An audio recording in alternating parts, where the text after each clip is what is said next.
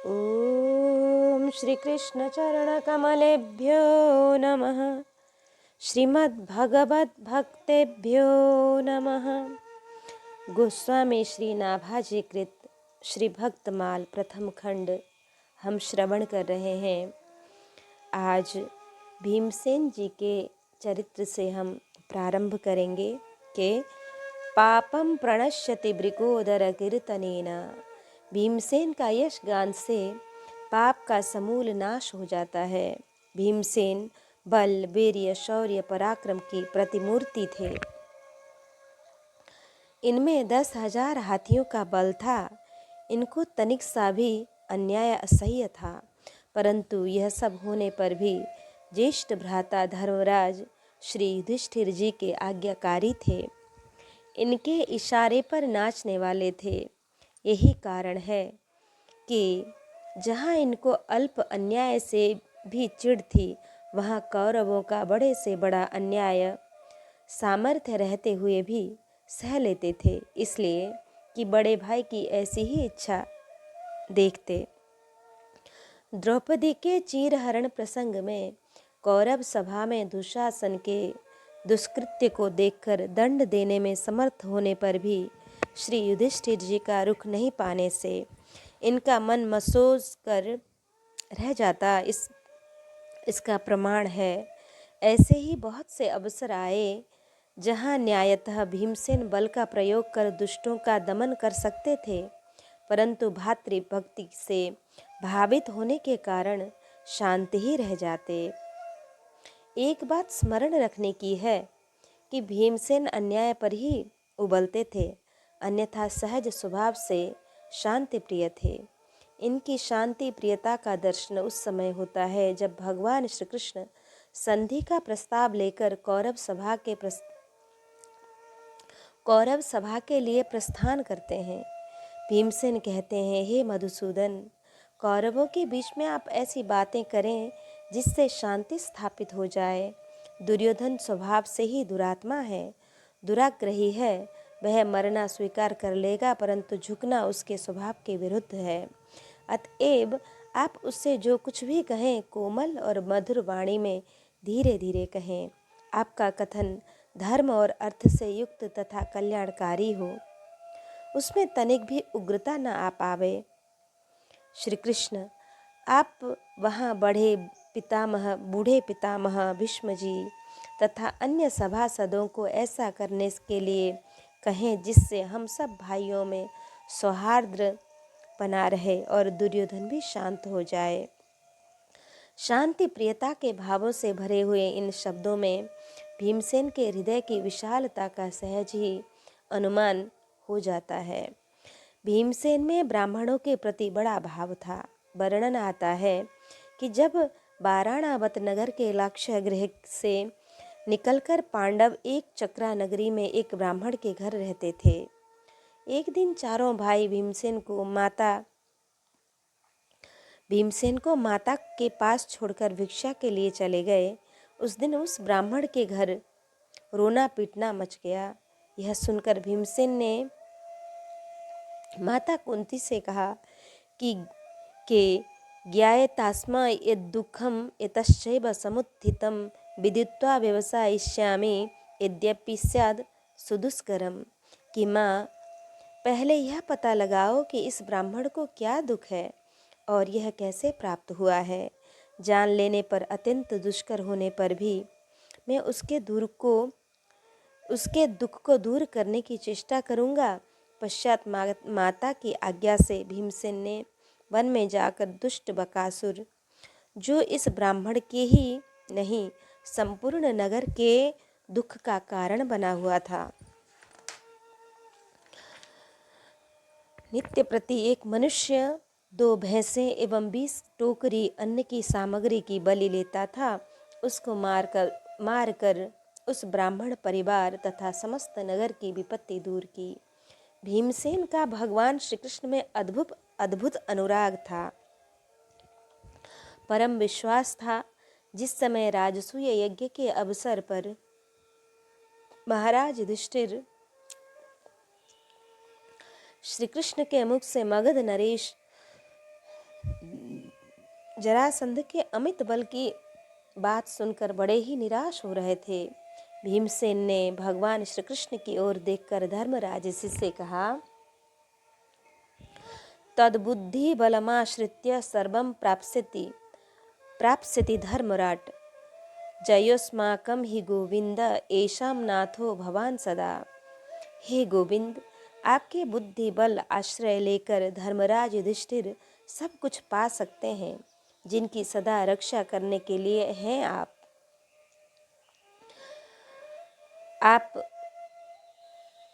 उनकी जिनकी रक्षा करने वाले आप हैं, उनकी हम पांडवों की विजय निश्चित है। कैसा दृढ़ विश्वास है भीमसेन का भगवान के प्रति। जिस समय भगवान श्री कृष्ण युधिष्ठिर का राजसूय यज्ञ पूर्ण हो जाने पर श्री द्वारिका को प्रस्थान कर रहे थे, प्रेमवश महाराज युधिष्ठिर दारुक को सारथी के साथ से हटाकर उन्होंने घोड़ों की बागडोर अपने हाथ में ले ली और श्री अर्जुन जी रथ पर आरूढ़ हो स्वर्ण दंड युक्त विशाल चवर हाथ में लेकर दाहिनी ओर से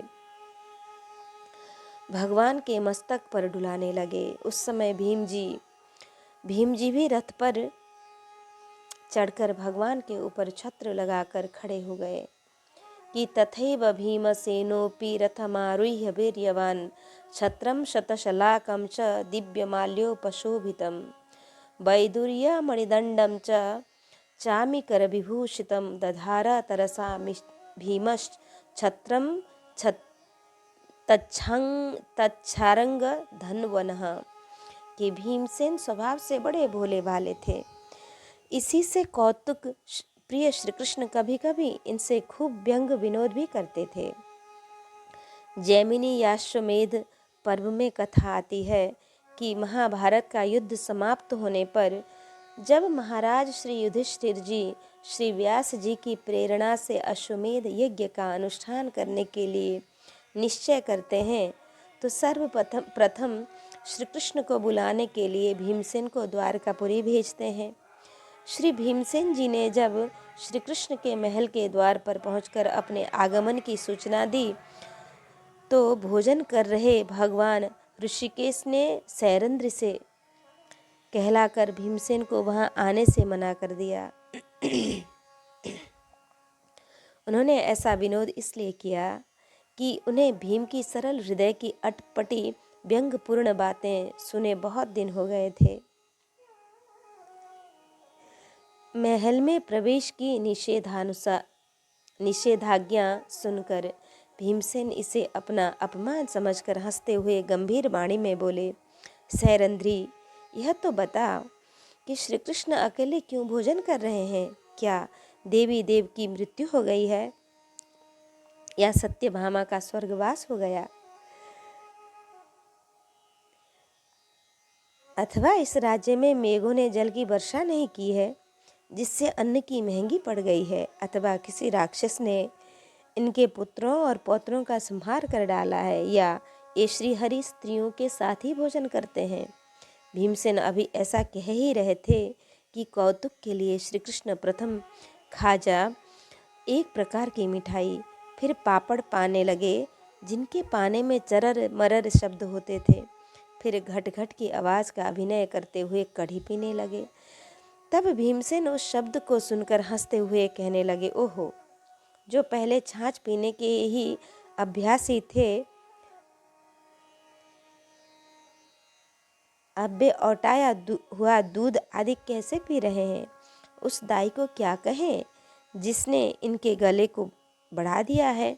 न जाने उसने इनके गले में अंगूठा डालकर उसे बढ़ाया है या मूसल अथवा हल डालकर।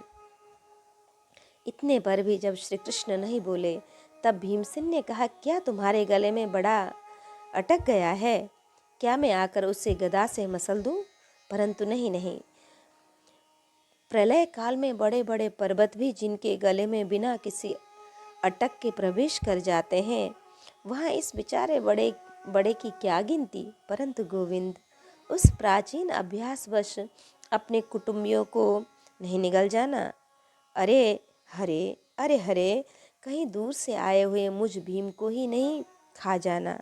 लेकिन एक बात याद रखना, मैं तुम्हारे उदर में पहुंचकर सुखदायक सिद्ध नहीं होऊंगा, क्योंकि मेरा गमन नीचे की ओर नहीं होता, मैं तो सदा ऊपर की ओर ही गमन करने वाला हूँ।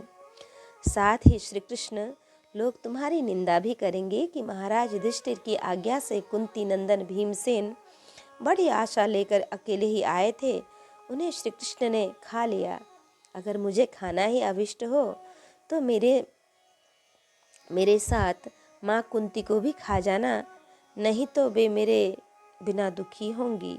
परंतु पुरुषोत्तम, यह सब सुनकर तुम्हारी बहन सुभद्रा तुमको राक्षस समझेगी, अतः तुमको बहुत बड़ा दोष लग जाएगा।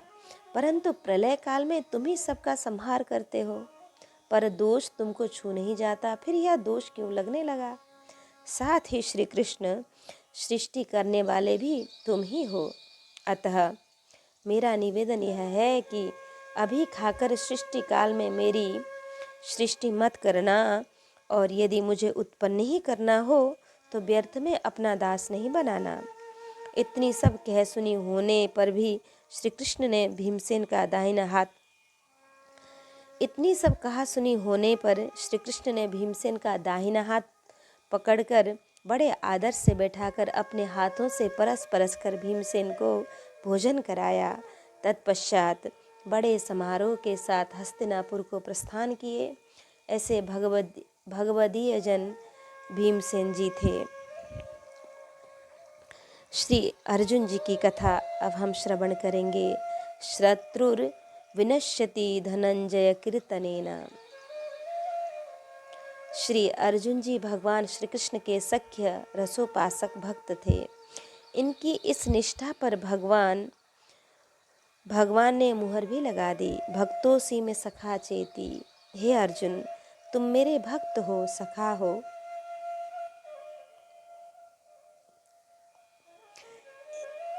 यही कारण है कि श्री कृष्ण और अर्जुन में परस्पर किसी प्रकार संकोच नहीं रह गया था। दोनों का एक दूसरे के साथ खुला व्यवहार था। उठना बैठना, खाना पीना, घूमना फिरना, सोना लेटना सब संग संग होता था। कभी कभी तो साख्य रसावेश में मर्यादा के बाहर व्यंग विनोद हो जाते थे। महाभारत युद्ध में गीतोपदेश के समय भगवान का विश्व रूप दर्शन करने पर अर्जुन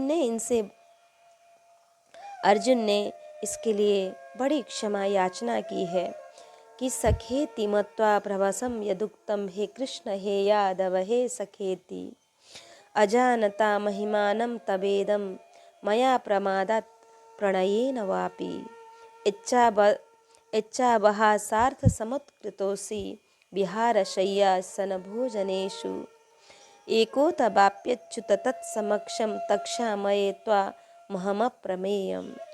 हे प्रभु, सखा, ऐसे मानकर आपके इस प्रभाव को न जानते हुए मेरे द्वारा प्रेम से अथवा प्रमाद से भी हे कृष्ण हे यादव हे सखे इस प्रकार जो कुछ हठ पूर्वक कहा गया है, हे अच्युत, जो आप हंसी के लिए विहार शैया आसन भोजन अकेले अथवा सखाओं के सामने भी अपमानित किए गए हैं, वह सब अपराध अप्रमेय स्वरूप अर्थात अचिंत्य प्रभाव वाले आपसे क्षमा करवाता हूँ।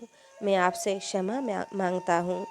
श्री कृष्ण और अर्जुन में कैसी अभिन्नता थी कि इसका बड़ा ही सुंदर वर्णन स्वयं भगवान ने श्रीमुख से वन को जाते समय किया कि हे पार्थ, तुम एकमात्र मेरे हो और मैं एकमात्र तुम्हारा हूँ। जो मेरे हैं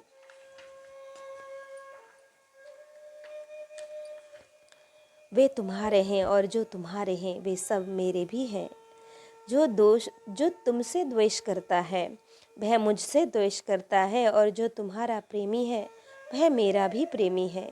तुम नर हो, मैं नारायण हूँ। तुम मुझ में अभिन्न हो और मैं तुम में। हम दोनों में कोई अंतर नहीं, हम दोनों एक हैं। जहाँ अहर्निश अर्जुन के प्रत्येक प्रयत्न श्री कृष्ण प्रीति विवर्धन के लिए होते, वहाँ श्री कृष्ण की सतत प्रयत्नशील रहते अपने प्यारे सखा अर्जुन के प्रति प्रीति बढ़ाने के लिए। वर्णन आता है कि राजा श्वेतकी के यज्ञ में 12 साल तक लगातार घृतपान करने से अग्निदेव का तेज मंद पड़ गया था। अपने तेज को पुनः प्राप्त करने के लिए अग्निदेव ने श्री अर्जुन और श्री कृष्ण से खांडव वन जलाने की प्रार्थना किया। श्री कृष्ण के सहयोग से अर्जुन ने अपने अद्भुत पराक्रम से खांडव वन को जलाया। अग्नि की अभिलाषा पूरी हुई। उस समय अर्जुन और श्री कृष्ण के अलौकिक शौर्य को देखकर सुप्रसन्न देवराज इंद्र ने समीप आकर इनकी सराहना करते हुए वर मांगने को कहा, तो अर्जुन ने सब प्रकार के दिव्यास्त्र मांगे और श्री कृष्ण ने यह वर मांगा कि अर्जुन के साथ मेरा प्रेम निरंतर बढ़ता रहे। इंद्र ने परम बुद्धिमान श्री कृष्ण को यह वर दे दिया। वासुदेवोऽपि जग्राह प्रीति पार्थेन शाश्वतीं ददौ सुरपतिश्चैव वरम कृष्णाय धीमते। कि खांडव वन दाह के समय ही जब मैं दानव ने बचने का कोई उपाय नहीं देखा तो उसने अर्जुन की शरण ली। अर्जुन ने उसे अभय प्रदान किया। मया दानव ने इस उपकार के बदले में अर्जुन की कुछ सेवा करनी चाहिए। अर्जुन ने कहा, तुम श्री कृष्ण का कोई प्रिय कार्य कर दो, इसी से हमारी सेवा भी हो जाएगी। और श्री कृष्ण ने दैत्य के शिल्पीमय दानव से महाराज युधिष्ठिर के लिए एक सुंदर सभा भवन तैयार करवाया। इस प्रकार अर्जुन और श्री कृष्ण सदा एक दूसरे का प्रिय करते रहते थे। कहाँ तक कहा जाए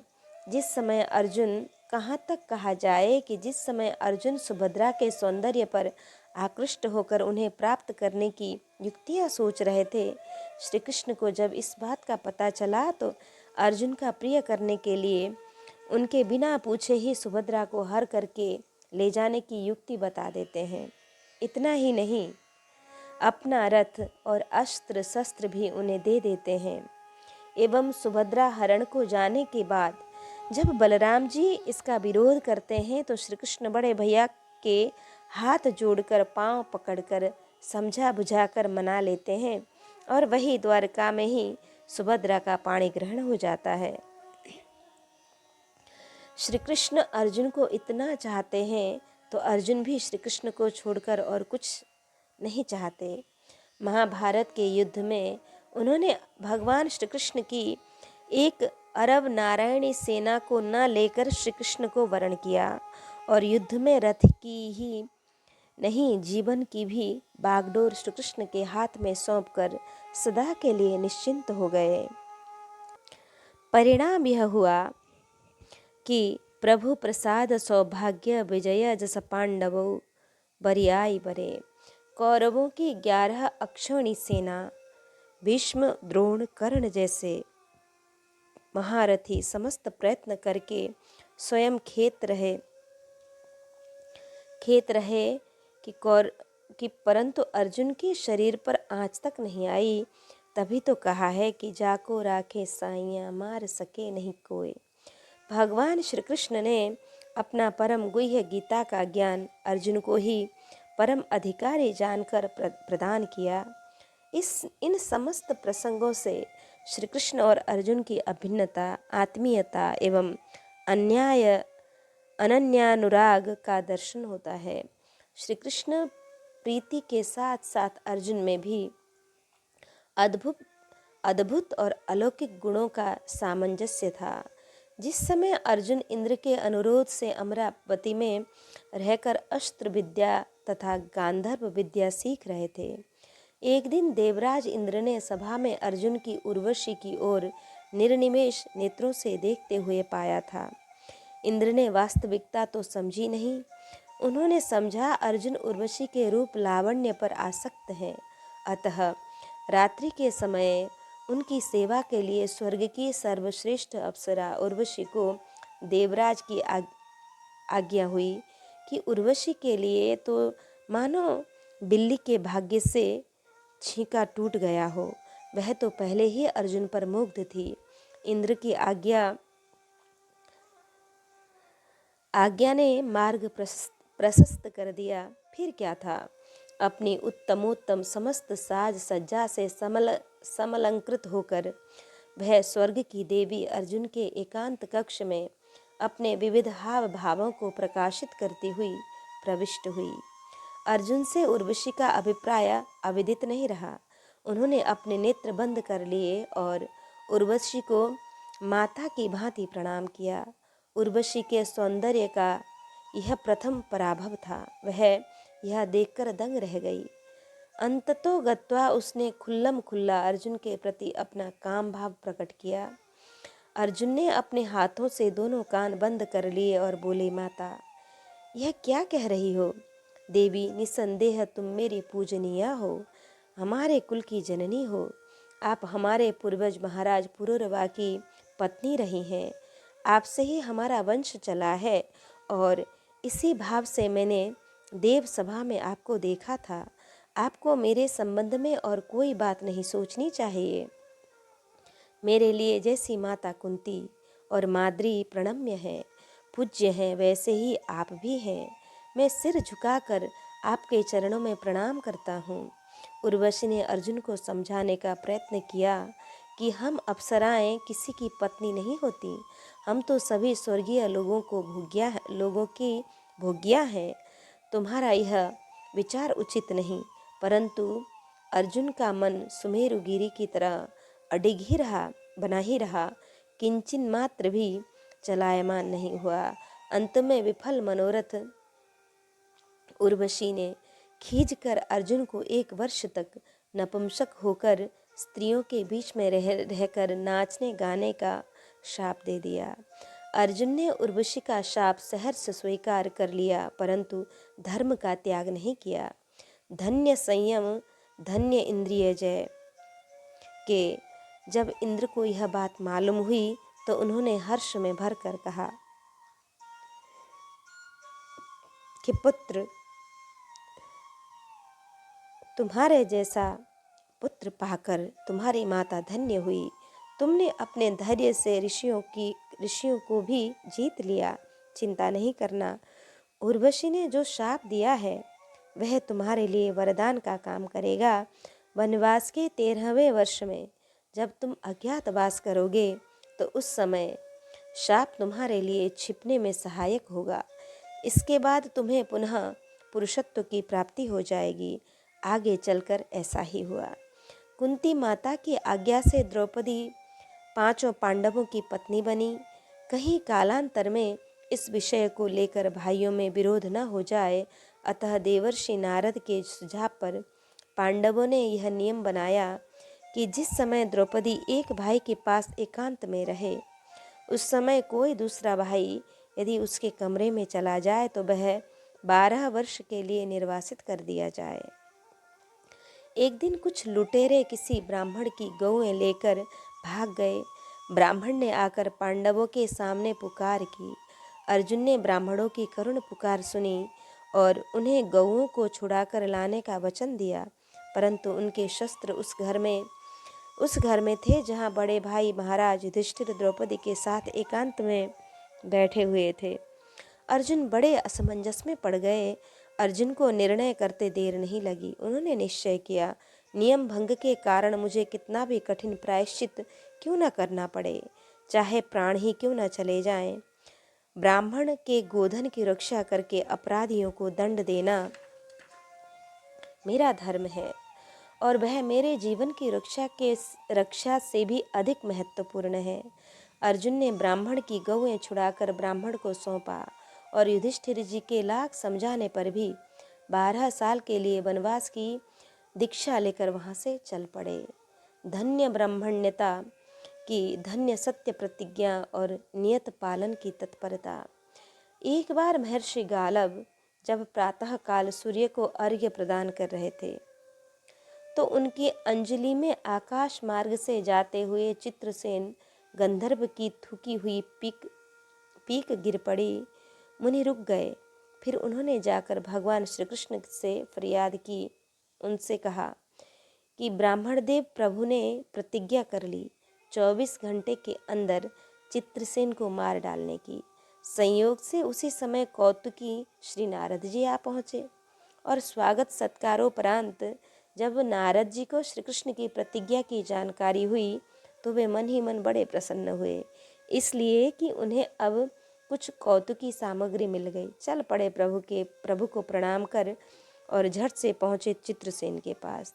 मुनि को उदासीन सा देखकर जब चित्रसेन ने कारण पूछा तो मुनि ने श्री कृष्ण की प्रतिज्ञा सुनाते हुए गंधर्वराज को चेतावनी दी कि अपना कल्याण चाहते हो तो कुछ दान पुण्य कर लो। अब थोड़ी ही देर के मेहमान हो, बस केवल 24 घंटे के। बेचारे चित्रसेन का होश उड़ गया। इंद्र पुत्र जयंत की सी दशा हो गई और सभी लोकों में लोकपालों के पास गया, परंतु काहू बैठन कहा न होई कि भला भगवान से कौन शत्रुता मोल ले। अंततो गत्वा चित्रसेन ने श्री नारद जी की ही शरण ली। जयंत का कल्याण भी श्री नारद जी के उपदेश से ही हुआ था। फिर तो लागी दया कोमल चित संता। उन्होंने चित्रसेन को उपाय बताया।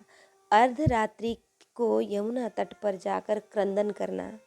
एक स्त्री तुम्हारे पास आकर तुम्हारे दुख का कारण पूछेगी, परंतु जब तक वह दुख निवारण की प्रतिज्ञा न कर ले तब तक तुम अपने कष्ट का कारण नहीं बताना। देवर्षि चित्रसेन को सांत्वना देकर पहुंच गए अर्जुन के महल में महारानी सुभद्रा के पास। बोले, सुभद्रे, आज बड़ा ही महत्वपूर्ण पर्व है। आज अर्धरात्रि को यमुना स्नान कर किसी दुखी की रक्षा करने से अक्षय पुण्य की प्राप्ति होगी। मृषा न होई देव ऋषिवाणी।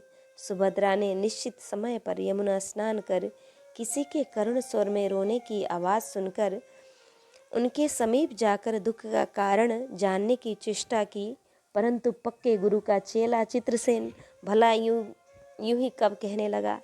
अंत में उनके प्रतिज्ञाबद्ध होने पर ही उसने स्थिति स्पष्ट की। सुभद्रा बड़े धर्म संकट में पड़ गई। अंत में शरणागत परित्राण का निश्चय करके वे उसे अपने साथ ले आई और समस्त वृत्तांत श्री अर्जुन को सुना दिया। अर्जुन ने सुभद्रा और चित्रसेन दोनों को आश्वासन दिया। इधर देवर्षि वर्य ने द्वारका पहुंचकर चित्रसेन, सुभद्रा और अर्जुन का हाल श्री द्वारकानाथ से निवेदन किया। श्री कृष्ण ने नारद के माध्यम से अर्जुन को समझाने का प्रयत्न किया, परंतु सब व्यर्थ गया। शरणागत वत्सल अर्जुन ने अपना निश्चय सुना दिया। शरणागत कहे जे तजहि निज अनहित अनुमानी, ते नर पावर पाप पर तिन्हि बिलोकत हानि। ममपन शरणागत भयहारी।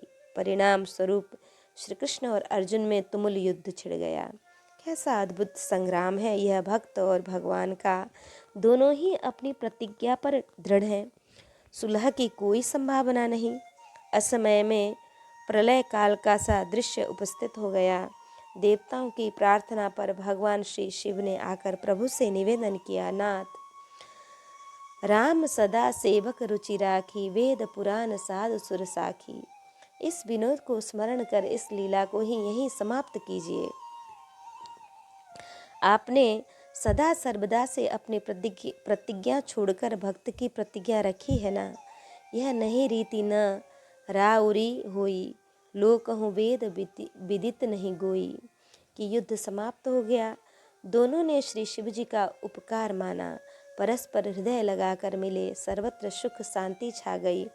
परंतु महर्षि गालब का क्रोध भभक उठा। वे अपनी शाप शक्ति से ही श्री कृष्ण, अर्जुन, सुभद्रा और चित्रसेन को भस्म करने के लिए हाथ में जल लिए।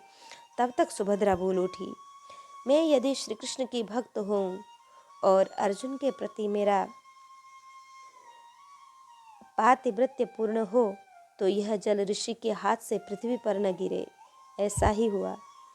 ऋषि संकुचित से हो गए। चित्रसेन ने जानबूझकर ऋषि की अवहेलना की हो सो बात नहीं थी। अतः ऋषि ने भी परिस्थिति की वास्तविकता समझकर प्रभु को नमस्कार कर अपने आश्रम को प्रस्थान किया। शरणागत की रक्षा के लिए आपने अपने सर्वस्व श्री कृष्ण से युद्ध करना अर्जुन की शरणागत वत्सलता में चार चांद लगा देता है कि अर्जुन भगवान श्री कृष्ण के तो कृपा पात्र थे ही, भगवान शंकर की भी इनके ऊपर बड़ी कृपा थी। एक बार अर्जुन ने इंद्र की प्रेरणा से अपनी कठोर तपस्या के द्वारा ओढ़र दानी शिव को संतुष्ट कर दिया, तो आशुतोष भगवान इनके ऊपर कृपा करने के लिए एक भील के रूप में इनके सामने प्रकट हुए। एक जंगली सूअर को लेकर मैंने मारा, यह कहते हुए दोनों में विवाद हो गया और फिर दोनों में भीषण युद्ध हुआ। अर्जुन ने अपने शस्त्र कौशल से भी शिव को संतुष्ट कर दिया। तब भगवान शंकर ने देवी पार्वती के सहित अर्जुन को भी दर्शन दिया। परम दिव्य पाशुपतास्त्र की शिक्षा के साथ साथ वेद तत्व का भी उपदेश कर दिया। इतना ही नहीं, महाभारत के युद्ध में अर्जुन के आगे आगे श्री शिव जी त्रिशूल धारण कर शत्रु संहार करते चलते थे। यह अर्जुन ने अपनी आंखों से देखा था। एक बार भगवान श्री शिव जी के मुख से भक्तों की महिमा सुनकर भगवती पार्वती ने भागवत दर्शन की अभिलाषा प्रकट की। आशुतोष भोलानाथ अपनी प्राण प्रिया को साथ लेकर श्री कृष्ण सखा अर्जुन के महल के द्वार पर जाकर द्वारपाल से अर्जुन का पता पूछे। यह जानकर कि वे अभी शयन कर रहे हैं, इधर पार्वती जी दर्शन के लिए अधीर हो रही हैं। श्री शिवजी ने अर्जुन जी को जगाने के लिए भगवान श्री कृष्ण का स्मरण किया। भक्त वांछा कल्पतरु भगवान तत्काल ही मित्र उद्धव, देवी रुक्मिणी और सत्यभामा के सहित आ उपस्थित हुए और श्री शिवजी के कहने पर शयन कक्ष में जाकर देखा कि अर्जुन सो रहे हैं। सिरहाने बैठी सुभद्रा जी पंखा झल रही हैं। श्री कृष्ण को देखते ही सुभद्रा उठ खड़ी हुई। उनकी जगह पर सत्यभामा जी विराजमान होकर पंखा झलने लगी। उद्धव जी भी एक पंखा लेकर डुलाने लगे। तब तक एकाएक चकित होकर सत्यभामा उद्धव की ओर देखने लगी। सर्वांतर्यामी श्री कृष्ण ने जब आश्चर्य का हेतु पूछा, तब उद्धव ने कहा, हे प्रभु, अर्जुन के रोम रोम से श्री कृष्ण की ध्वनि निकल रही है। श्री रुक्मिणी जी ने कहा, नाथ, पैरों से भी वही आवाज आ रही है। जब समीप जाकर भगवान ने सुना तो यही अनुभव किया कि सचमुच अर्जुन के प्रत्येक रोम तारों से श्री कृष्ण नाम की झनकार निकल रही है। तब तो भाववश्य भगवान उन्हें जगाना भूलकर स्वयं भी उनके चरण दबाने लगे। प्रभु के परम सुकोमल श्री कर कमलों का स्पर्श होते ही अर्जुन की प्रगाढ़ निद्रा खुल गई और बहुत देर तक प्रतीक्षा करने के बाद श्री शिवजी ने ब्रह्मा को बुलाकर अर्जुन को जगाने के लिए भेजा, किंतु अंतःपुर में पहुंचने पर ब्रह्मा जी भी अर्जुन के रोम रोम से कृष्ण कृष्ण की ध्वनि सुनकर और स्वयं भगवान को अपने भक्त के पांव पलटते देखकर अपने प्रेमावेश को न रोक सके। अपने चारों मुखों से वेद की स्तुति करने लगे।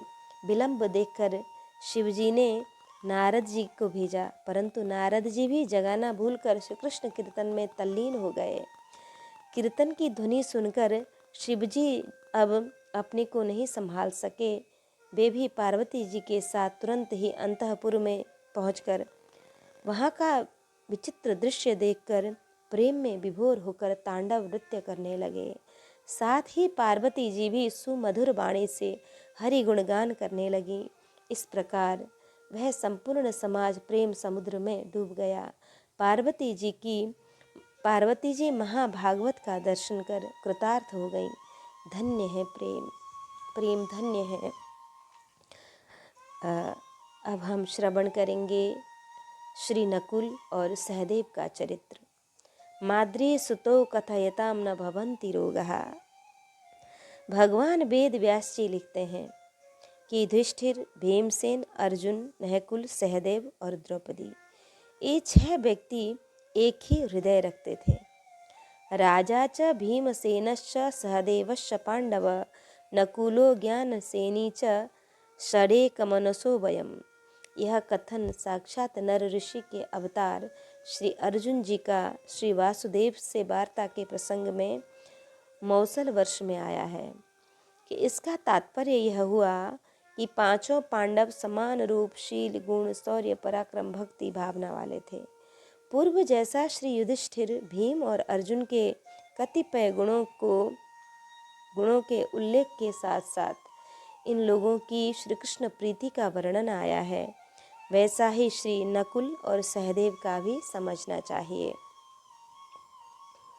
श्री युधिष्ठिर जी के राजसूय यज्ञ के अवसर पर धर्मराज की इस जिज्ञासा पर कि सर्वप्रथम किसकी पूजा होनी चाहिए, श्री भीमसेन जी के इस निर्णय का कि भगवान श्री कृष्ण की ही अग्र पूजा होनी चाहिए, भगवान श्री कृष्ण ही अग्र पूजा के योग्य हैं, समर्थन करते हुए सहदेव जी ने भीष्म जी की आज्ञा से वृष्णि कुलभूषण भगवान श्री कृष्ण को विधिपूर्वक उत्तम अर्घ्यपाद्यादि निवेदन किया। तस्मै भीष्माभ्यनुज्ञातः सहदेवः प्रतापवान उपजर्हेस्थ विधिवद वार्ष्णेयार्ध्यमुत्तमम्। श्रीमद् भागवत महापुराण के अनुसार तो सभासद लोगों के इस विषय पर विचार विमर्श करने पर कि सदस्यों में पहले किसकी अग्र पूजा होनी चाहिए, जितनी मति उतने मत। ऐसी स्थिति में श्री सहदेव जी ने कहा कि यदुवंश शिरोमणि भक्त वत्सल भगवान श्री कृष्ण ही सदस्यों में सर्वश्रेष्ठ और अग्र पूजा के पात्र हैं, क्योंकि यही समस्त देवताओं के रूप में है। यह सारा विश्व, समस्त यज्ञ, अग्नि, आहुति, मंत्र आदि सभी श्री कृष्ण स्वरूप ही हैं। सभासदों में मैं कहाँ तक वर्णन करूं कि भगवान श्री कृष्ण वह एक रस अद्वितीय ब्रह्मा है, जिसमें सजातीय, विजातीय और स्वगत भेद नाम मात्र भी नहीं है। इसलिए सबसे महान भगवान श्री कृष्ण की ही अग्र पूजा होनी चाहिए। इनकी पूजा होने से समस्त प्राणियों की तथा अपनी भी पूजा हो जाती है। उस समय धर्मराज युधिष्ठिर की यज्ञ सभा में जितने सत्पुरुष उपस्थित थे, सबने एक स्वर से बहुत ठीक यह कहकर सहदेव की बात का समर्थन किया। तब श्री युधिष्ठिर जी ने प्रेमोद्रेक से विह्वल होकर भगवान श्री कृष्ण की पूजा की। ऐसे तत्व निर्णायक थे श्री सहदेव जी। तत्पश्चात शिशुपाल ने जब श्री कृष्ण की अग्र पूजा पर आक्षेप किया, तो श्री सहदेव जी ने उसके आक्षेपों का मुंहतोड़ उत्तर देते हुए यह बात भी कही थी कि राजाओं, केशी दैत्य का वध करने वाले अनंत पराक्रमी भगवान श्री कृष्ण की मेरे द्वारा जो पूजा की गई है, उसे आप लोगों में से जो सहन न कर सके, उन सब बलवानों के मस्तक पर मैंने यह पैर रख दिया। मैंने खूब समझ सोच कर यह सब बात कही है। जो इस बात का उत्तर देना चाहे वह सामने आ जाए, तथा जो बुद्धिमान राजा हों वे मेरे द्वारा की हुई आचार्य, पिता, गुरु, पूजनीय तथा अर्घ्य निवेदन के सर्वथा योग्य भगवान श्री कृष्ण की पूजा का हृदय से अनुमोदन करे। और उपर्युक्त कथन में श्री सहदेव जी ने श्री कृष्ण को अपना सर्वस्व एवं सब विधि सम्मान्य स्वीकार किया है। श्री नकुल और सहदेव के गुणों का वर्णन करती हुई श्री द्रौपदी जी कहती हैं, यह सर्वधर्मार्थ विनिश्चयज्ञो भार्यातानां भयहता मनीषी प्राणैर्गरीयां समनुव्रतं वै स एव वीरो नकुलोपतिर्मे। श्री नकुल और सहदेव के गुणों का वर्णन करती हुई श्री द्रौपदी जी कहती हैं कि यह सर्वधर्मार्थ विनिश्चयज्ञो भायार्तानां भयहर्ता मनीषी प्राणैर्गरीयां समनुव्रतं वै स एव वीरो नकुलोपतिर्मे। जो समस्त धर्म और अर्थ के निश्चय को जानते हैं, भय से भीत मनुष्यों का भय दूर करने वाले हैं, जो परम बुद्धिमान, अपने बड़े भाइयों की सेवा में तत्पर रहने वाले और उन्हें प्राणों से भी अधिक प्रिय हैं, वे ही मेरे वीर पति नकुल हैं। अब हम श्रवण करेंगे श्री कुंती जी का प्रसंग कि कुंती कर तूती ऐसी करे कौन भूत प्राणी, मागते विपत्ति जासो बाजे सब जन है। देखो मुख चाहो लाल, देखे बिन ही ये शाल, उजिए कृपाल नहीं दीजे वास बन है। देखी बिकलाई प्रभु आँखी भरी आई फेरी, घर ही को लाई कृष्ण प्राण तन धन है। श्रवण वियोग सुनी तन कन रहो गयो, भयो बपु न्यारो यहो यही साचोपन है। इस संसार में ऐसा कौन प्राणी है जो श्री कुंती जी के समान भगवान में प्रीति करे। जिन विपत्ति से सभी लोग दूर भागते हैं, उससे कुंती जी ने भगवान से मांगा कि मुझ पर सदा विपत्ति ही रहे, जिससे आपका दर्शन होता रहे। हे लालन, मैं सदा तुम्हारे मुखारविंद का दर्शन चाहती हूँ। बिना दर्शन के हृदय में शूल लगने के समान दुख होता है। या तो आप निकट रहकर सदा दर्शन दीजिए, नहीं तो विपत्ति रूप वनवास ही दीजिए। ऐसी व्याकुलता देखकर भगवान की आंखों में आंसू आ गए। द्वारका को प्रस्थान करते हुए श्री कृष्ण को फिर घर को ही लौटा लाईं। श्री कृष्ण ही कुंती के तन धन और प्राण थे। भूमि का भार उतार कर भगवान निज धाम को चले गए। यह सुनते ही उनके वियोग में कुंती जी से थोड़ा भी सहन नहीं हुआ और तुरंत ही उनका भी शरीर छूट गया। वे भगवत धाम को चली गईं।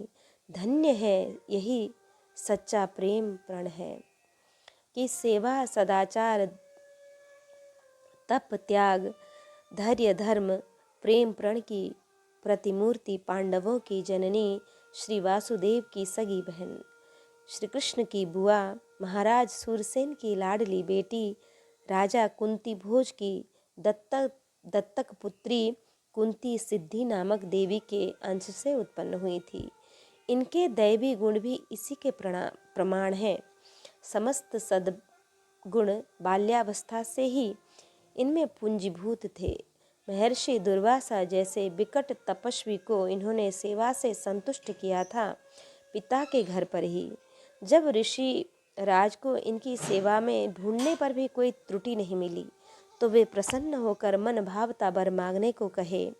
परंतु सर्वथा निष्काम हृदया कुंती ने ऋषि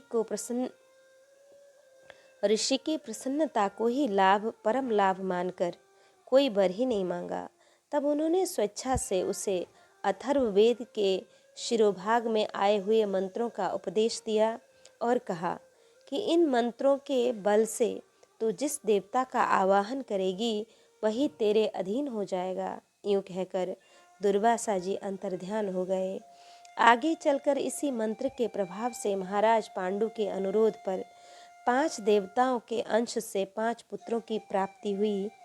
चर्चा पूर्व प्रसंग में की जा चुकी है कि महाराज पांडु के स्वर्गवास तथा उनके साथ माद्री के सती हो जाने पर कुंती का जीवन कष्टों की कसौटी बन गया। धृतराष्ट्र की कुटिलता एवं दुर्योधन की दुर्नीति के कारण इन्हें पग पग पर विपत्तियों से संघर्ष करना पड़ा। परंतु धन्य देवी, तुमने भी कष्ट चुपचाप सह लिए, लेकिन धर्म और धैर्य नहीं छोड़ा। विशेष बात तो यह है कि कुंती माता जहाँ अपने ऊपर आई विपत्तियों को सहन करने में कुलिशाधिक कठोर थी, वहीं दूसरे का रंच मात्र दुख भी इनसे देखा नहीं जाता था। फिर तो किसी भी उपाय से उसका दुख दूर करने के लिए प्रस्तुत हो जाती थी। एक चक्रा नगरी में ब्राह्मण के घर निवास काल में बकासुर के द्वारा प्राप्त ब्राह्मण परिवार के संकट को दूर करने में कुंती ने जिस विशाल हृदय का परिचय दिया वह अवर्णनीय है। बिलखते ब्राह्मण ब्राह्मणी के समीप जाकर कुंती ने पूछा, महाराज, आपके तो एक पुत्र एक कन्या है, मेरे तो आपकी कृपा से 5 पुत्र हैं। आप चिंता न करें, राक्षस को भोजन पहुंचाने के लिए मैं अपने में से किसी एक को भेज दूंगी। ब्राह्मणी की रक्षा के लिए बिना किसी झिझक के अपने पुत्र को राक्षस के पास भेजना, यह आपकी अद्भुत ब्रह्मण्यता है। वैसे कुंती माता को दृढ़ विश्वास है कि वह राक्षस मेरे बेटे का कुछ बिगाड़ नहीं सकता। यह बात उन्होंने ब्राह्मण से कह भी दिया था कि पांडवों की आदि गुरु भी माता कुंती ही है। स्वयं कर्तव्यों का दृढ़ता से पालन करते हुए हमेशा अपने पुत्रों को कर्तव्य परायणता की शिक्षा देती रहती थी। वनवास काल में वीर माता कुंती ने श्री कृष्ण के द्वारा पुत्रों को क्षत्रिय धर्म पर डटे रहने का संदेश भेजा था। युद्ध का निश्चय होने पर उन्होंने बड़े ही ओजस्वी शब्दों में पुत्रों को संदेश भेजा, पुत्रों, जिस कार्य के लिए क्षत्राणी पुत्र उत्सव करती है उस कार्य के करने का अवसर आ गया। इस समय तुम लोग मेरे दूध को न जलाना, उस समय तुम मेरे दूध को न लजाना। माँ की मंगल कामना पुत्रों के साथ ही रही। विजय पांडवों की हुई। धर्मराज युधिष्ठिर सम्राट पद पर अभिषिक्त हुए। श्री कुंती राजमाता बनी, परंतु उन्होंने अपने समस्त गौरव को भुलाकर पुत्र वियोग से दुखी जेठ जेठानी के धृतराष्ट्र और गांधारी की सेवा का भार स्वयं स्वीकार किया। उन्हें सब प्रकार से सुखी रखने का खूब प्रयत्न किया। कैसा अद्भुत आदर्श जीवन है माता कुंती का।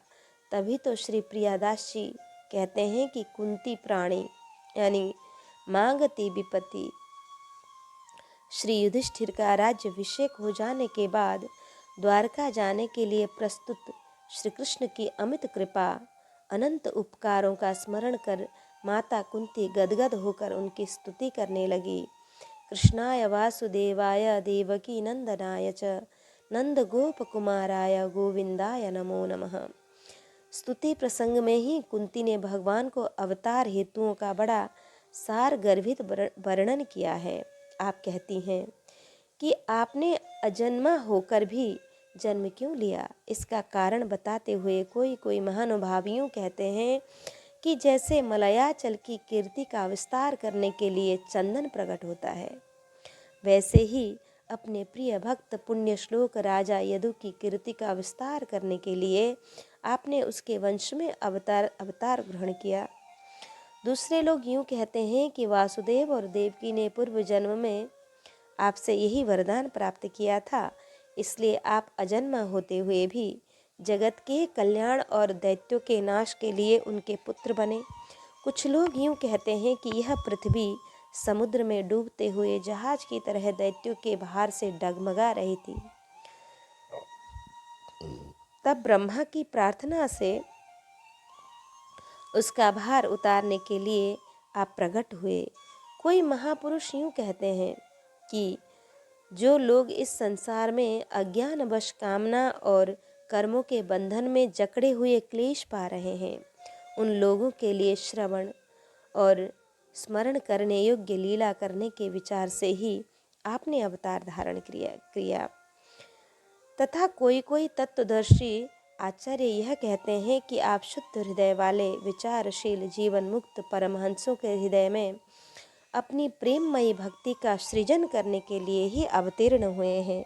फिर हम अल्प बुद्धि स्त्रियां कैसे पहचान सकती हैं। तथा परमहंसानां मुनीनां ममलात्मनां भक्ति योग विधानार्थम कथम पश्येमहि स्त्रियः। अकारण करुणा वरुणालय श्री कृष्ण कुंती के हृदय कमल निर्मल हृदय के भाव भरे उद्गारों को सुनकर अत्यंत प्रसन्न होकर बोले कि बुआ जी, आप आज्ञा करें, मैं आपका कौन सा प्रिय कार्य करूं। भक्त वांछा कल्पतरु भगवान ने इस परमोदार्य पूर्ण आश्वासन ने ब्रह्मादिक देवताओं को असमंजस में डाल दिया। मन ही मन विचार करने लगे कि जीवन भर विपत्तियों से झकझोरी गई कुंती आज इस अवसर पर न जाने किस लोक की सुख संपदा मांगेगी। सबको अपने अपने लोकों की पड़ गई, परंतु धन्य कुंती, तुमने तो अमरों को भी आश्चर्य में डाल दिया। कि अपनी लोकोत्तर मांग को प्रस्तुत करके कुंती ने कहा, हे श्री कृष्ण, मैं जो मांगूंगी वह तुम दे सकोगे। महादानी ने सबको सुनाते हुए अपना विरध बखाना, मोरे नहीं अधेय कछु तो ही। कुंती, तो सुनो।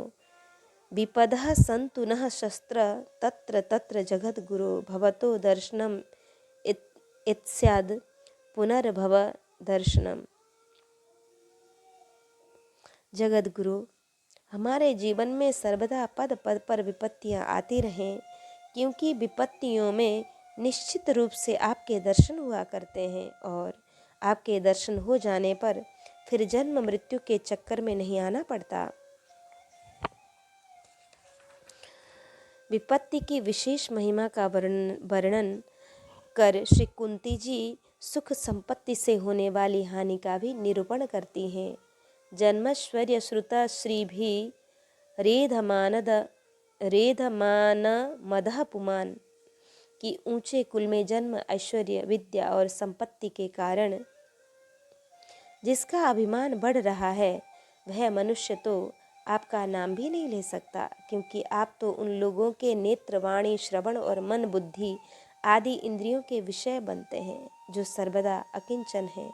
अतः मैं तो यही चाहती हूँ कि विपद श्री कबीर दास जी भी इसी का समर्थन करते हैं कि सुख के माथे सिल परो, राम ही देत भुलाए, बलिहारी वा दुख की पल पल नाम रटाए। श्री तुलसीदास जी का भी यही सम्मत है। सुख संपत्ति परिवार बढ़ाई, ये सब राम भगति के बाधक। इसी को लक्ष्य करके किसी और कवि ने कहा कि प्रियतम मिले उजार में बहे उजार बाजार, प्रियतम नहीं बाजार में बहे बाजार उजार। ये कहा करो बैकुंठ लें कल्प वृक्ष की छाह, अहमद ढाक सुहावने जहाँ प्रीतम गलवाह। अतः मांगती विपत्ति कि मेरी अखियन को भूषण गिरिधारी, बलि बलि जाऊं छबीली छवि पर अति आनंद सुखकारी। परम उदार चतुर चिंतामणि दरस परस दुखहारी। अतुल प्रताप तनक तुलसी दल मानत सेवा भारी। छीत स्वामी गिरिधर न बिसद जस गावत गोकुल नारी। कहा वर्णो गुणगाथ नाथ के श्री विठ्ठल हृदय बिहारी। अखियन इहई टेव परी, कहा करो बारिज मुख ऊपर लागति जो भ्रमरी। यद्यपि हटकी हटकी राखती हो तदपि होत खरी। चितबती रहती चकोर चंद जो बिरसत नाही घरी। गड़ी जो रही वा रूप जलधि में प्रेम पीयूष भरी। सूर तहाँ नग नंग अंग परस रस लूटत निधि सगरी। के प्रेमी जन समस्त दुख सहर्ष सहन के लिए प्रस्तुत रहते हैं, परंतु प्रियतम वियोग दुख उनको असह्य होता है।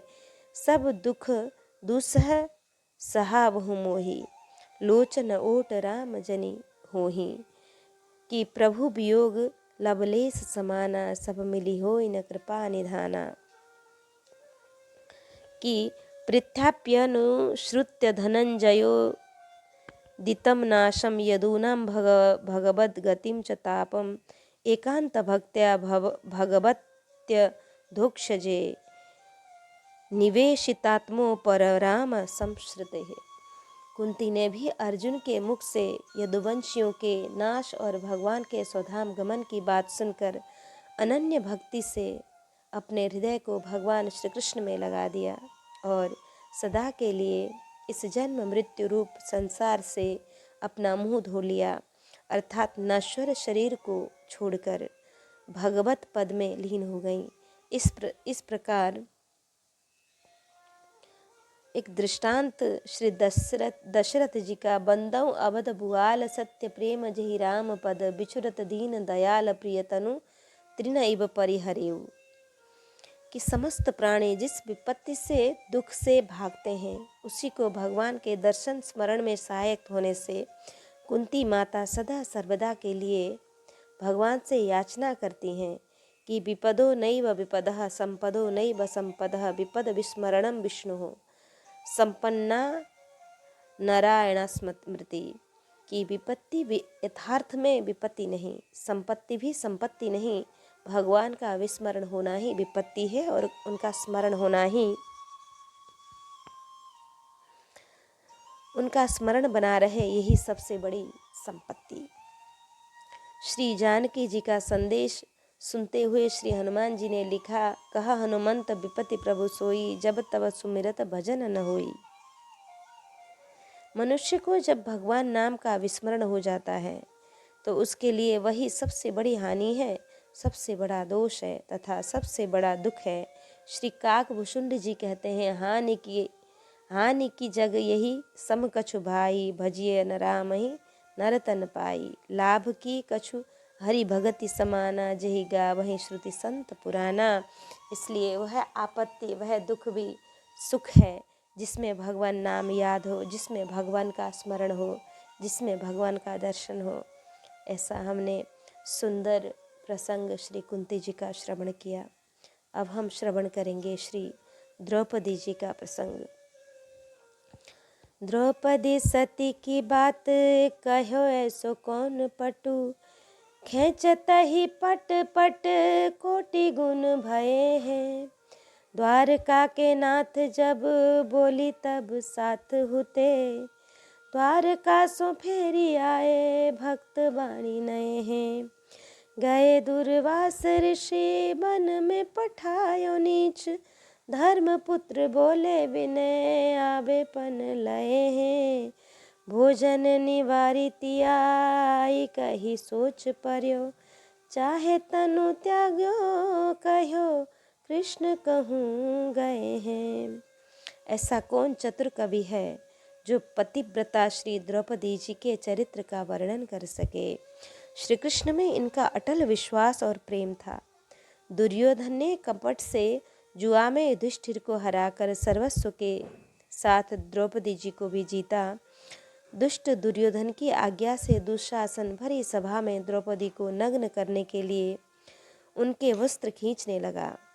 उसी समय उसके वस्त्र करोड़ों गुने बढ़ गए।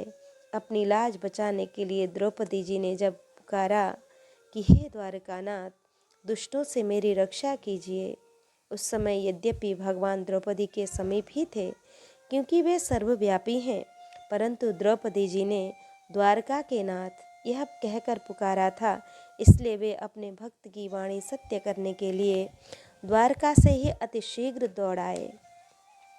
भगवान भक्त की वाणी में नत्थे हैं, दुष्टों को दंड नहीं दे सके अतः संकुचित हैं।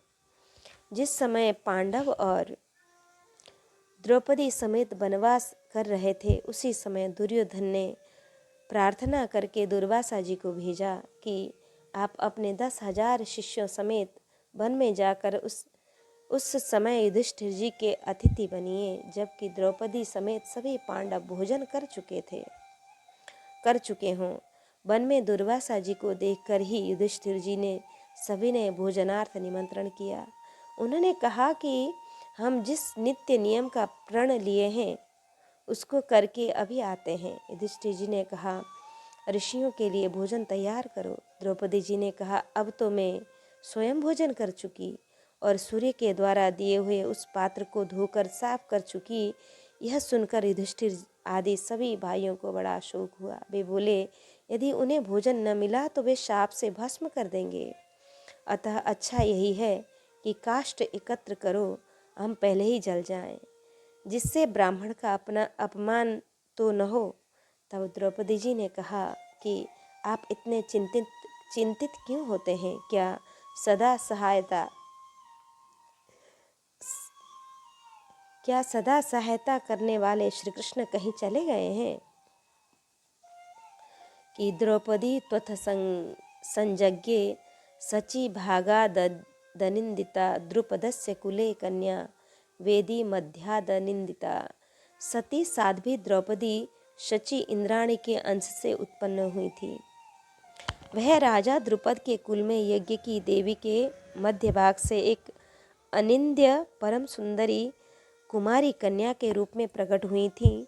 पांचाल नरेश राजा द्रुपद ने महर्षि याज और उपयाज के आचार्यत्व में पुत्रेष्टि यज्ञ कराया था, जिसमें विधि पूर्वक तैयार की गई पुत्र संस्कार युक्त हविष्य की आहुति को अग्नि में डालते ही उस अग्नि से प्रथम देवता के समान तेजस्वी एक कुमार, पश्चात एक कन्या प्रकट हुई। कुमार का नाम धृष्टद्युम्न हुआ और कन्या का नाम कृष्णा रखा। द्रुपद पुत्री से होने से द्रौपदी कहलाई। पूर्व जन्म में ऋषि कन्या थी। अपने अनुरूप सर्व शुभ लक्षण संपन्न पति की प्राप्ति के लिए इन्होंने उग्र तपस्या के द्वारा भगवान शंकर को प्रसन्न किया। भगवान शिव ने इनसे मन भावता वर मांगने को कहा। यह आनंदातिरेक में 5 बार मुझे सर्वगुण संपन्न पति प्राप्त हो, इस वाक्य को दोहराई। तब श्री शिव ने कहा, भद्रे, तुमने मुझसे 5 बार यह वर मांगा है, अतः तुम्हारे 5 भरत वंशी पति होंगे। इसी वरदान के फलस्वरूप इस जन्म में द्रुपद कुमारी 5 पांडवों की पत्नी हुई, और यही कारण है कि पंचभर्त्री होने पर भी इन्हें सती कहा गया। कि दूसरी कथा यह है कि यह पूर्व कहा जा चुका है कि द्रौपदी जी सची इंद्राणी के अंश से उत्पन्न हुई थी। मार्कंडेय पुराण के अनुसार 5 पांडवों के रूप में इंद्र ने ही 5 रूप धारण किया था। इस प्रकार से है कि जब देवराज इंद्र ने त्वष्टा प्रजापति के पुत्र विश्वरूप का वध किया, तो इस अन्याय के कारण इंद्र का तेज इनके शरीर से निकलकर धर्मराज के शरीर में प्रवेश कर गया। वृत्रासुर का वध करने पर इंद्र के शरीर से उनका बल निकलकर वायु देवता में समा गया। जब इंद्र ने गौतम पत्नी अहिल्या के साथ व्यभिचार किया, तो उस समय उनके अंग प्रत्यंग का लावण्य इंद्र को छोड़कर दोनों अश्विनी कुमार के पास चला गया। पुत्र की कामना से जब कुंती ने धर्म, वायु, इंद्र और अश्विनी कुमारों का आवाहन किया, तो ये देवता इंद्र के ही तेज बल रूपों को कुंती में स्थापित किए। स्वयं इंद्र ने अपनी संपूर्ण शक्ति का अर्धांश कुंती के गर्भ में स्थापित किया था। इस प्रकार इंद्र ही 5 पांडवों के रूप में प्रकट होकर द्रौपदी का वर्ण किए। अतः पंचभर्त्री होकर भी द्रौपदी सती ही कहलाई गई। दूसरी कथा यह है कि भारत सार संग्रह में लिखा है कि एक बार कपिला गौ के पीछे 5 वृषभों को लगे देखकर सती जी तथा गंगा जी ने उपहास किया था कि देखो, इसे एक वृषभ से संतोष नहीं होता है, 5-5 लिए डोल रही है। इस बात को सुनकर कपिला ने शाप दिया कि हम तो पशु हैं, हमारे लिए कोई लाज की बात नहीं है, तुम मानवी होकर 5 पतियों की पत्नी बनोगी। यह सुनकर सती जी बहुत दुखित हुई, तो शिवजी ने समझाया कि दुखी मत हो, मैं ही 5 रूप से तुम्हें वरण करूँगा। वही श्री शिवजी ही प्रथम धर्म, वायु, इंद्र और अश्विनी कुमारों में अपनी शक्ति सन्निहित कर दिए। पश्चात कुंती के द्वारा आवाहन किए जाने पर इन देवताओं द्वारा शिव शक्ति की ही कुंती और माद्री के गर्भ में प्रतिष्ठित की गई, जिससे 5 पांडव हुए। चूंकि ये सभी शिवांश हैं, अतः 5 द्वारा वर्ण किए जाने पर भी द्रौपदी सती ही हैं। श्री गंगा जी की भी उसी श्राप के फल स्वरूप शांतनु जी की पत्नी बनी।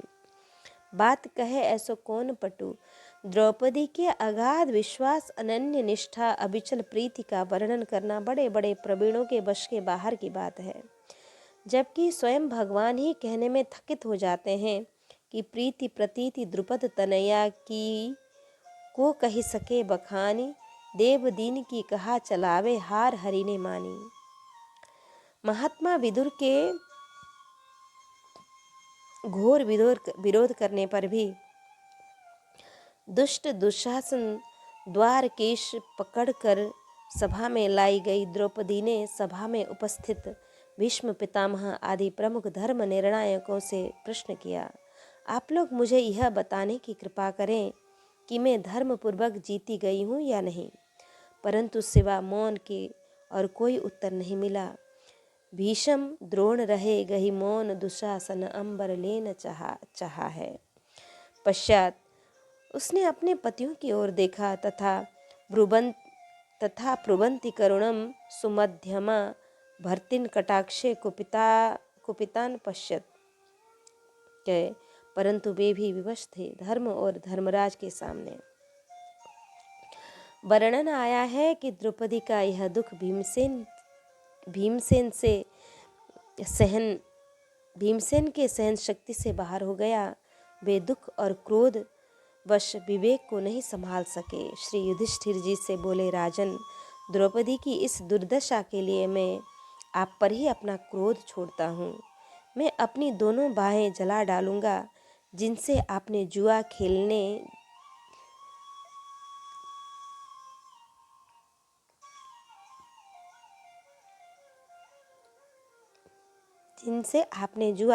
जैसा निंद्य कार्य किया। सहदेव, आग ले आओ। श्री अर्जुन जी ने भीमसेन को समझा बुझाकर शांत किया।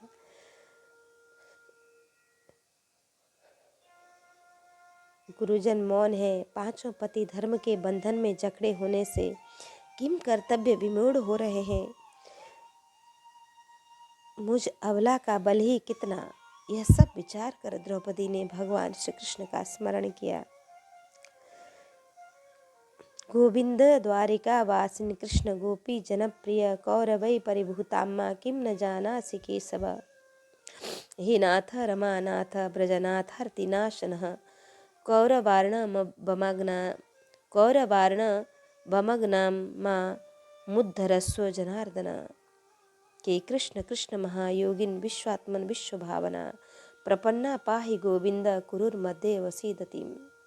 कि हे गोविंद, हे द्वारकावासी श्री कृष्ण, हे गोपांगनाओं के प्राण वल्लभ केशव, कौरव मेरा अपमान कर रहे हैं, क्या आप नहीं जानते हैं? हे नाथ, हे रमानाथ, हे ब्रजनाथ, हे संकटनाशन जनार्दन, मैं कौरव रूपी समुद्र में डूबी जा रही हूँ, मेरा उद्धार कीजिए। हे सच्चिदानंद स्वरूप श्री कृष्ण, महायोगिन विश्वात्मन विश्वभावन गोविंद, कौरवों के बीच में कष्ट पाती हुई मुझ शरणागत अबला की रक्षा कीजिए। द्रौपदी हरिसों टेर कही कि भीषम कर्ण द्रोण दुशासन देखत बाह गही। लेत उसास निरास सभा में नैनन नीर बही। पांचों बंधु पीठ दे ठाड़े, मैं अति सकुच रही। तुम सुधि लेउ द्वारका वासी, फाटत नाही मही। मोह पति पाँच पाँच के तुम पति, यह पति कछु न रही।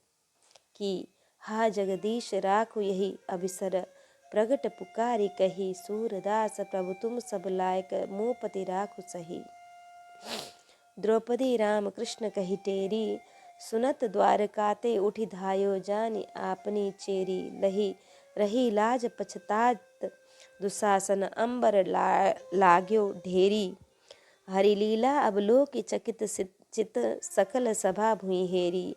सभा सद निरखी पट पकड़ी, उठायो हाथ। तुलसी कियो इगारहों, बसन वेश यदुनाथ।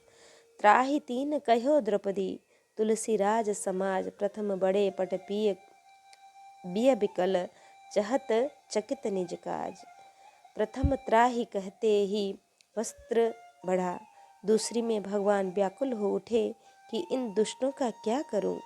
तीसरे में चकित होकर दुष्ट संहार रूपी कार्य की इच्छा करने लगे, अर्थात दुशासनादि कौरवों को संहार का निश्चय कर लिए।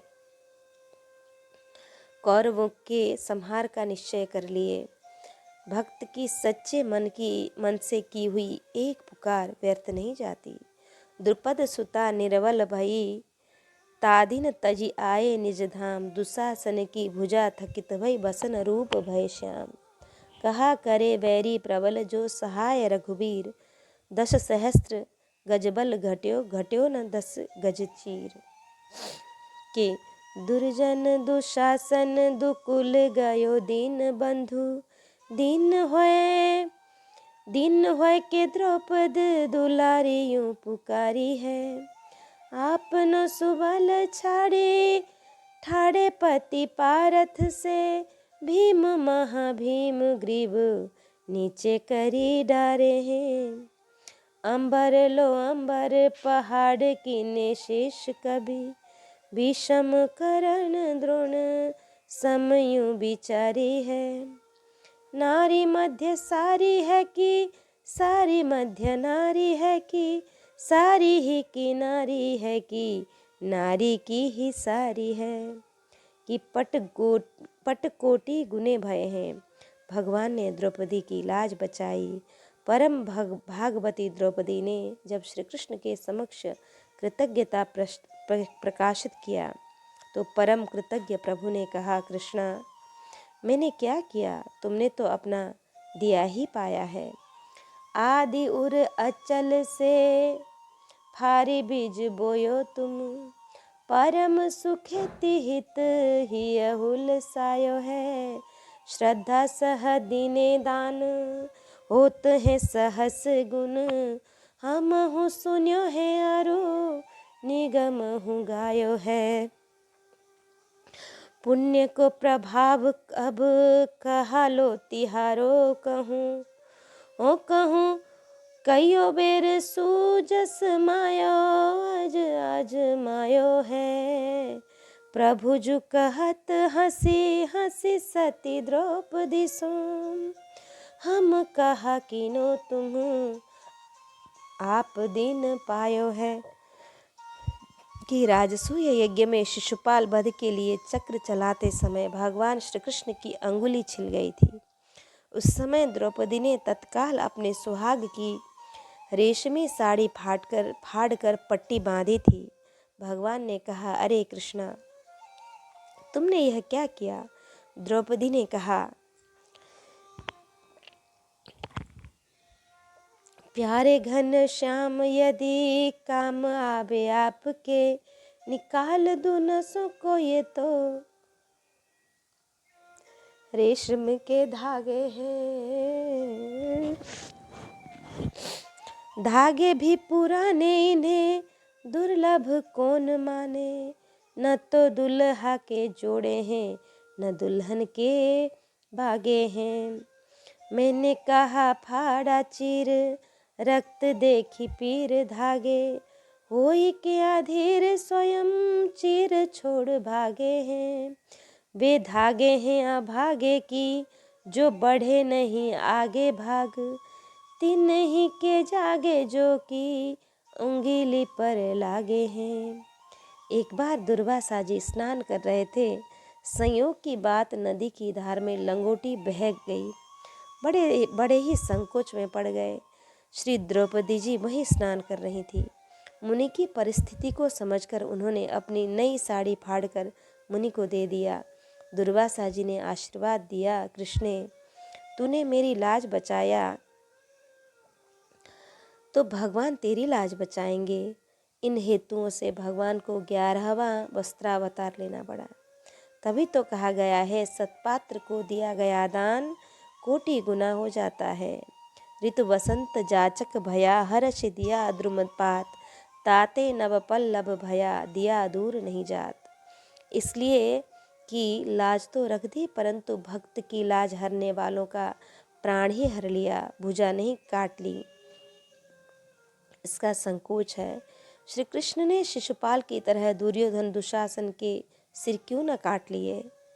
समाधान यह है कि इसलिए कि अभी ये थोड़े ही हैं। कुछ काल प्रतीक्षा करके मूल और ब्याज दोनों चुकाना चाहते हैं। अर्थात महाभारत युद्ध में इनके सहयोगियों सहित इनका विनाश करना है, अतः अभी शांत रहे। द्रौपदी का ऋण अभी पूर्ण रूपेण नहीं चुका पाए, अतः नए हैं। श्री कृष्ण वाक्य यद गोविंदेति चुक्रोश कृष्णामां दूरवासिनं ऋणमेतद प्रवृद्धं मे हृदयन्नापसरपति। कृष्णा, मुझ दूर द्वारकावासी को जो तुमने करुण स्वर से पुकारा, उसका मेरे ऊपर इतना ऋण हो गया है कि वस्त्र बढ़ाने पर भी चुका नहीं। इसकी मुझको चिंता बनी रहती है। भाव यह है कि जब तक उन दुष्टों का विनाश नहीं कर लूँगा, तब तक मुझे संतोष नहीं होने का। गए नीच, एक बार दुर्योधन ने पांडवों के अमंगल की कामना से महर्षि दुर्वासा को अपने आतिथ्य सत्कार से संतुष्ट कर वरदानोन्मुख महर्षि से वर मांगा, यदि आपकी मुझ पर कृपा हो तो मेरी प्रार्थना से आप वन में पांडवों के पास ऐसे समय पर जाइए जब परम सुंदरी यशस्वी सुकुमारी राजकुमारी द्रौपदी समस्त ब्राह्मणों तथा 5 पतियों को भोजन कराकर स्वयं भी भोजन करने के पश्चात सुखपूर्वक बैठकर विश्राम कर रही हों। सोच पर्यो कि यह बात थी कि बन जाते समय परम ब्राह्मण्य महाराज युधिष्ठिर के साथ बहुत से ब्राह्मणगण मना करने पर भी, समझाने बुझाने पर भी संग चलने लगे। तब महाराज को इनके भोजनादि व्यवस्था की चिंता हुई तो पुरोहित धौम्य जी के उपदेशानुसार आपने भगवान सूर्य की आराधना की तो भगवान भुवन भास्कर ने संतुष्ट होकर इन्हें एक अक्षय पात्र देते हुए कहा कि राजन, यह मेरी दी हुई तांबे की बटलोई है। ये लो, सुब्रत, तुम्हारे रसोई घर में इस पात्र के द्वारा फल मूल भोजन करने के योग्य अन्य पदार्थ तथा साग आदि जो 4 प्रकार की सामग्री तैयार होगी, वह तब तक अक्षय बनी रहेगी जब तक द्रौपदी स्वयं भोजन न कर ले। इस दिव्य अक्षय पात्र के प्रभाव से श्री युधिष्ठिर जी वन में भी चक्रवर्ती सम्राट की तरह रहते हुए अतिथि अभ्यागतों की समुचित सेवा करते रहते थे। दुर्योधन के कथानुसार दुर्वासा जी उस समय पहुँचे जब द्रौपदी जी भोजन कर चुकी थीं।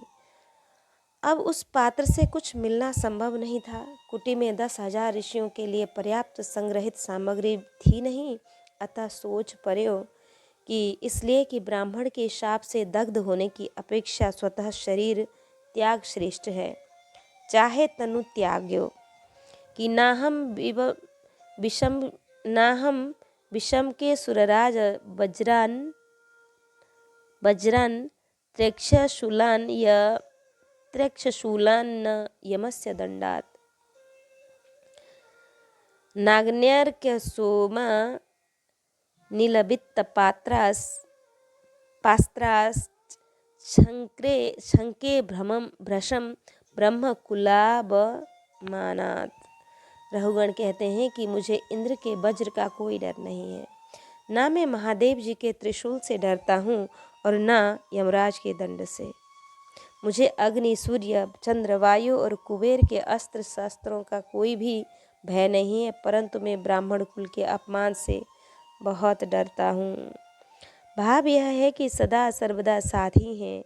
भक्त संगे भ्रमतेव छायब संततम हरिहि कि भगवान भक्तों के संग निरंतर छाया की तरह फिरते रहते हैं और श्री चक्र सुदर्शन के द्वारा भक्तों की रक्षा करते रहते हैं, क्योंकि भक्तों की भक्ति आपको अति प्रिय है। द्रौपदी जी के इस शब्द में उनके हृदय का अगाध विश्वास ही मूर्तिमान दिखाई पड़ता था। सुन्यो भागवती को बचन भक्ति भाव भर्यो कर्यो मन आए श्याम पूजे ही ये काम है। आबत ही कही मोही भूख लागी देवो कछु महासकुचायो मांगे प्यारो नहीं धाम है। विश्व के भरण हार धरे हैं आहार अजू, हम सुदुराब कहीं वाणी अभिराम है। लाग्यो शाक पत्र पात्र जल संग पाई गए, पूर्ण त्रिलोकी की विप्र गिने कौन नाम है। कि परम भक्ता द्रौपदी की भक्ति भाव भरी वाणी सुनकर धर्मपुत्र ने श्री कृष्ण का स्मरण किया। वे तुरंत आ गए। उनके दर्शनों से हृदय की सब इच्छाएं पूर्ण हो गईं। आते ही भगवान ने कहा, मुझे बड़ी भूख लगी है, कुछ खाने के लिए दो। यह सुनकर सबको बड़ा संकोच हुआ कि प्राण प्यारे प्रभु भोजन मांग रहे हैं और यहाँ कुछ भी नहीं है। संकुचित तथा मौन देखकर भगवान ने बड़ी मीठी वाणी से कहा कि अजी, हमारी और शिष्यों समेत दुर्वासा जी की क्या चले। तुम्हारे यहाँ तो संपूर्ण विश्व को तृप्त कर देने भर का आहार रखा है, पर हमसे तुम छिपा रहे हो। द्रौपदी ने वह पात्र लाकर भगवान के सामने रख दिया। उस पात्र में कहीं शाक के पत्ते का कण लग रहा था। भगवान उसे ही छुड़ाकर जल के साथ खा गए। इससे तीनों लोकों के जीवों का पेट भर गया। शिष्यों समेत दुर्वासा जी की तो गिनती ही क्या। कृष्ण कृष्ण महाबाहो देवकी नंदनाभ्यय वासुदेव जगन्नाथ प्रणतार्ति विनाशनः। कि जहाँ प्रेमी प्रियतम का मुख जोहता रहता है कि क्या खिला दूँ, क्या पिला दूँ, क्या दे दूँ, वहाँ आज प्यारे स्वयं मांग रहे हैं और देने को कुछ भी नहीं है। कैसी बेबसी है। उस समय प्रेमी पांडवों की जो दशा हुई उसे कौन वर्णन कर सकता है। विचित्र बात तो यह है कि भूख मिटाने के लिए जिसको बुलाया गया वह स्वयं ही भूखा ही आया है। आज का मुहूर्त ही ऐसा मालूम पड़ता है। सत्य संकल्प प्रभु के पूर्ण त्रिलोकी, यह कहते ही सचमुच त्रिलोकी पूर्ण तृप्त हो गया और दुर्वासा प्रभृति ब्राह्मणों को तो अपच सा हो गया। कोई कोई तो अपच निवारण मंत्र पढ़ने लगे। अगस्त्यम कुंभकर्णश्च शनिश्च बड़वानलम आहार परिपाकायम स्मरेद भीमम च पंचकम। को अगस्त्य को मंत्र उचारे, को चूर्ण को हाथ पसारे, को अमल बेत को याचे, को पेट पीट के नाचे। यह फल हरिजन के अपमाने, मन ही विचारे सकुच सयाने। संध्या पूजा सब कह भूली, माया विवश भई मति लूली। भीम बुलावन आवन, आवत जाने, भागी भागी बन माज लुकाने। यहाँ कोई शंका करे कि अत्यंत अल्प शाक पत्र खाने से तथा केवल भगवान के खाने से त्रिलोकी कैसे तृप्त हो गई। कि कण मात्र भक्त का भोजन भी मैं प्रेम सहित ले खाता हूँ। यदि देय नहीं तो मांगी लेऊ नहीं पाऊँ, तभी चुराता हूँ। अनबप्युपाहृतं भक्त ही प्रेमणा भूर्ये ममे भवेत्। भूर्यप्ये भक्तो प्रहृतं न मे तोषाय कल्पते। के जिस प्रकार मूल के सिंचन से वृक्ष के स्कंद शाखा प्रशाखाएं सभी तृप्त होती हैं, जैसे प्राणों को तृप्त करने के लिए खाया गया आहार सभी इंद्रियों के लिए तृप्त कर होती है, वैसे ही भगवान की पूजा से सबका पूजन हो जाता है। वर्णन आया है कि शाक पत्र पाकर संतृप्त भय भगवान श्री कृष्ण ने भीम जी मुनियों को बुलाने के लिए भेजा। प्रथम तो भीम की समझ में नहीं आया कि यहाँ भोजन की तो कुछ तैयारी है नहीं, मैं कैसे बुलाने जाऊँ। परंतु जब श्री कृष्ण ने समझाया कि मैंने सबको पूर्ण कर दिया, अब वे लोग पाने के लिए आवेंगे ही नहीं, आप तो जाओ, उनसे कहना कि भोजन तैयार है, आप लोग चलिए। तब ऋषि जी आ तो सकते नहीं, आपको प्रसन्न करने के लिए वर मांगने को कहेंगे, तब आप उनसे यही वर मांगना कि जिन दुष्टों ने हम लोगों का अमंगल करने के लिए आपको भेजा था उनका शीघ्र नाश हो। भीम गए। इन्हें देखते ही और ऋषि तो भाग खड़े हुए, दुर्वासा जी खड़े रहे। भीम के निवेदन करने पर मुनि ने कहा, भीमसेन, हम लोग आपका आतिथ्य सत्कार ग्रहण कर प्रसन्न होकर वरदान ही तो देते, सो वरदान आप भी वैसे ही मांग लो। इस समय हम लोग कुछ खाने पीने की स्थिति में नहीं है।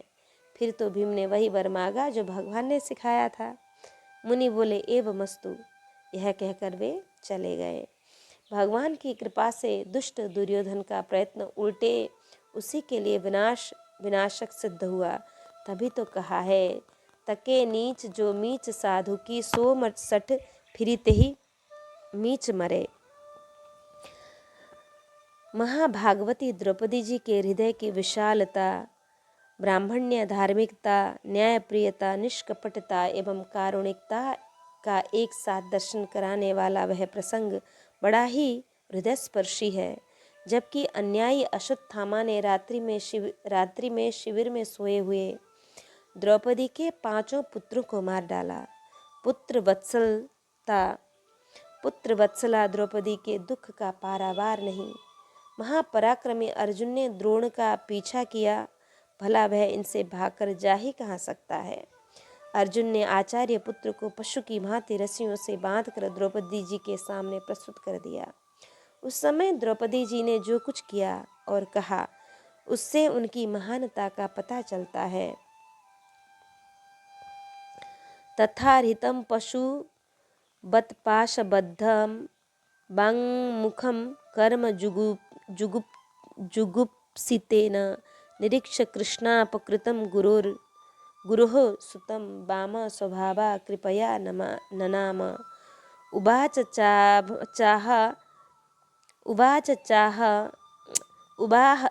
चास हन्त्यस्य बन्धनानयनं सति मुच्यतामेष ब्राह्मणो नितरां गुरुः। सरहस्यो धनुर्वेदः सविसर्गोपसंशय अस्त्रग्रामश्च भवता शिक्षितो यदनुग्रहात्।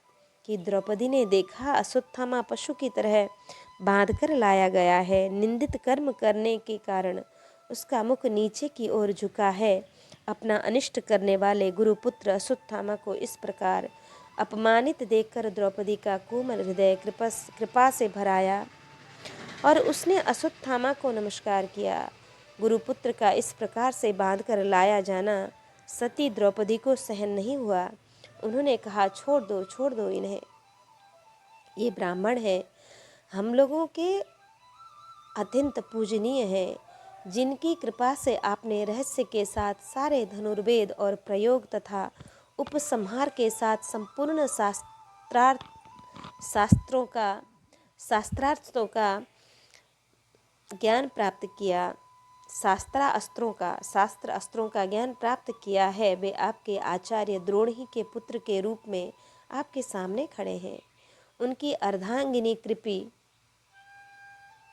अपने वीर पुत्र की ममता से ही अपने पति का अनुगमन नहीं कर सकी। वे अभी जीवित हैं। महाभाग्यवान आर्यपुत्र, आप तो बड़े धर्मज्ञ हैं। जिस गुरुवंश की नित्य पूजा और वंदना करनी चाहिए, उसी को व्यथा पहुंचाना आपके योग्य कार्य नहीं है। जैसे अपने बच्चों के मर जाने से मैं दुखी होकर रो रही हूँ, मेरी आंखों से बार बार आंसू निकल रहे हैं, वैसे ही इनकी माता पतिव्रता गौतमी न रोएं। जो उच्छृंखल राजा अपने कुकृत्य से ब्राह्मण कुल को कुपित कर देते हैं, वह कुपित ब्राह्मण कुल उन राजाओं को सब परिवार शोकाग्नि में डालकर शीघ्र ही भस्म कर देता है। कैसे आदर्श वचन हैं ये महाभागवती द्रौपदी के। फलतः मणि छीन कर अश्वत्थामा को छोड़ दिया गया। वनवास काल में एक बार भगवान श्री कृष्ण अपनी रानियों सहित पांडवों से मिलने के लिए वन में गए। उस समय एकांत में श्री सत्यभामा जी ने श्री द्रौपदी जी से वार्ता के सिलसिले में पूछा, प्रिय दर्शने, क्या कारण है कि पांडव सदा तुम्हारे अधीन रहते हैं और सब के सब तुम्हारे मुंह की ओर देखते रहते हैं? इसका यथार्थ रहस्य मुझे बताओ। मैं वह उपाय जानना चाहती हूँ जो यश और भाग्य की वृद्धि करने वाला हो तथा जिससे प्यारे श्याम सुंदर सदा मेरे अधीन रहें। श्री सत्यभामा जी की इस जिज्ञासा पर श्री द्रौपदी जी ने महासतियों के परम पातिव्रत्य रूप असिधारा व्रत का बड़ा ही सुंदर विवेचन किया, जिसका सारांश यह है कि पतिव्रता के लिए मन वचन कर्म से पति की आराधना ही सर्वश्रेष्ठ वशीकरण है। पद पंकज बांछो सदा जिनके हरि नित उर बसे। जिन भक्तों के हृदय में भगवान नित्य निवास करते हैं, मैं उनके चरण कमलों को प्राप्त करने की इच्छा करता हूँ। नव योगेश्वर श्रुतिदेव राज अंग मुचकुंद जी, विश्व विजयी प्रियव्रत जी, पृथु जी, परीक्षित जी, शेष जी, शुत जी, शौनकादि ऋषि, प्रचेतागण, सतरूपा जी, प्रसूति, आकुति, देवहूति और सुनीति जी, दक्ष कन्या, सती जी, संपूर्ण सती वर्ग, मदालसा, यज्ञ पत्नियां और ब्रजगोपियां, जिन्होंने श्री कृष्ण को अपने वश में कर लिया है, ऐसे जितने भी स्त्री पुरुष हैं, मैं सदा उनके श्रेयस का गान करूं कि भगवान श्री राम जी भक्ति के साधन का रूप निरूपण करते हुए श्री लक्ष्मण जी से कहते हैं, संत चरण पंकज अति प्रेमा, मन क्रम बचन भवजन दृढ़ नेमा। श्री तुलसीदास जी कहते हैं, भवसागर कहनाव शुद्ध संतन के चरण, तुलसीदास प्रयास बिनु मिलहि राम दुख हरन। जो हरि भक्ति चहो सुखदाई, सेवत संत कमल पद भाई। के भगवान के श्रीमुख के वचन हैं, वचन कर्म मन मोरी गति, भजन करहि निह काम, तिनके हृदय कमल मह करो सदा विश्राम। श्री वाल्मीकि जी ने श्री राम जी को निवास करने के लिए भक्तों का हृदय ही उपयुक्त स्थान बताया है। तिनके हृदय सदन सुखदायक, बसु बंधु सिय सह रघुनायक, तिनके हिय तुम गृह कह गृह हरे रूरे, राम बसु तियतासु, तिनके हृदय बसहु रघुराया, तेहि के हृदय रहूं रघुराई। तो इस प्रकार भगवान की पत्नियों से श्री द्रौपदी जी ने कहा कि पति की सेवा ही पत्नियों के लिए श्रेष्ठ कर्म है।